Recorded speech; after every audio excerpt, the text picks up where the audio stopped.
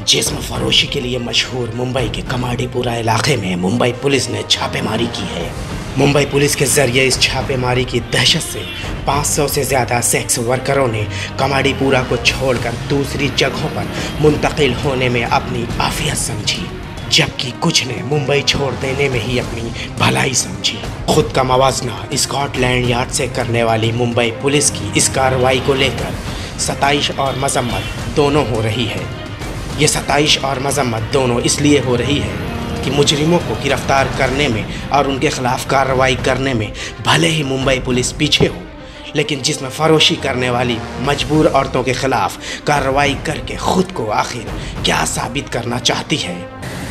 जानकारी में इस बात का खुलासा हुआ है कि नागपाड़ा पुलिस थाने के आला अफसर संतोष बागवे ने इस पूरे इलाके में जब ताला लगाया तो उसकी चाबी अपने पास रख ली और उसके अलावा उनके जो साजो सामान है उन्हें उठाकर पुलिस थाने में रख दिया। आपको ताज्जुब ज़रूर होगा कि जिसमें फरोशी के इस आशियाने पे ये कफल कोई सरकारी कफल नहीं है, बल्कि ये कफल मुंबई पुलिस की बेहिसी और सफ़ाकी दादागिरी की जीती जागती अलामत है। और ये जग जाहिर है कि कई दहाइयों से चल रही जिसमें फरोशी के इस बाजार से होने वाली काली कमाई का खासा हिस्सा मुंबई पुलिस की तिजोरी में जाता है। यही वजह है कि ये कारोबार साल से चलते चलते आज अपने अरूज पर पहुंच चुका है, जिस पर लगाम लगाना मुश्किल ही नहीं नामुमकिन है। इस कफल लगाने के पीछे की बड़ी वजह ये मानी जाती है कि ये उस वक्त तक लगा रहेगा जब तक जिस्म फरोशी की काली कमाई से मिलने वाली मलाई का पैमाना बढ़ ना जाए।